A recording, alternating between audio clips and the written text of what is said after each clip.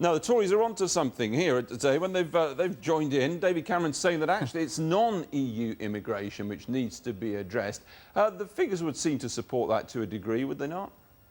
No, frankly, this was a lamentable foray into the policy by David Cameron today. I mean, he said nothing today that Damien Green hasn't said in August.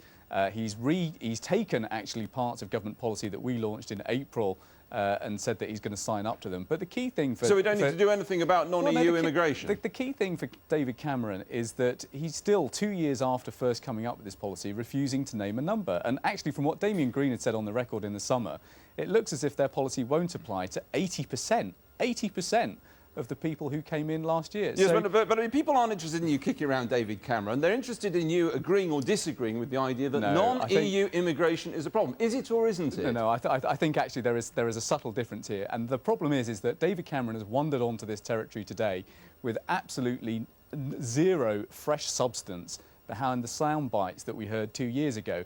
And people will wonder why he's doing it. Why is it 2 years on a subject this serious, is there still no substance? Well, I think, Mr. Byrne, what people will wonder is why you won't answer the simple question, is non-EU immigration into this country a problem or is it not? Mr. Cameron says it is. What does Mr. Byrne say?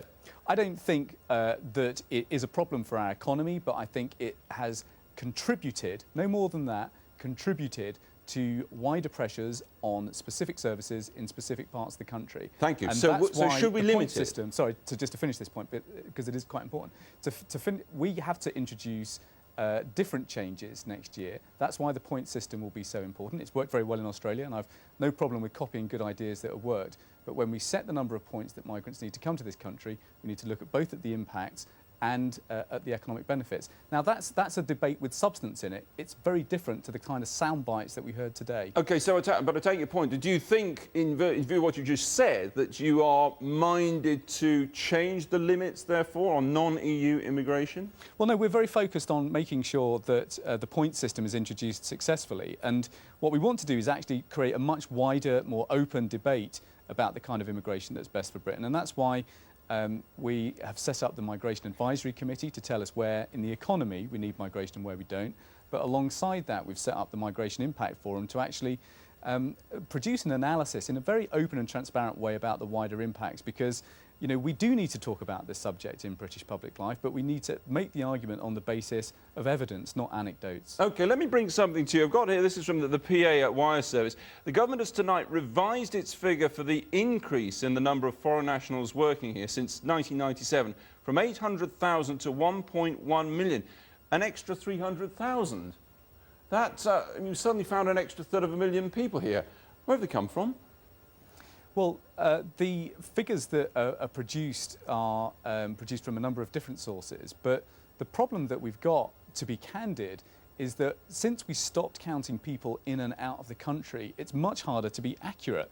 And that's why I've been quite open and said that removing exit controls, which started under the Conservatives and continued in the early stages of the Labour government, was a mistake. We need to reintroduce those exit controls I did ask so that we can count people in and count people out. I see that, but I did ask you if you knew where they'd come from. Do you know where they've come from? A third of a million people?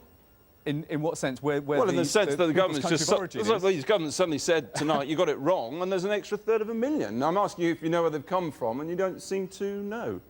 Well, no, we don't have accurate statistics on where people have come from. It's one of the reasons why we're reintroducing systems for counting people in and out of the country, and that will come alongside the introduction of a single border force with new powers that have gone through the House this afternoon. And this is a substantial programme of reform that we're putting through, which is why the contrast with David Cameron's soundbite is all the more marked. Well, the reason I'm getting all excited about this is you've got an extra third of a million people. You, the Minister, quite honestly admit you don't really know where they've come from. That suggests that the system is, to put it mildly, somewhat out of control. Now, the Tories, David Cameron today is suggesting we need a border police force. In view of what I've just said, he's got a point, hasn't he? Well, we've said that we think a single border force is exactly the right thing to do, and that's why over the next 12 months that will be part of, frankly, the most sweeping changes to our immigration system in its history.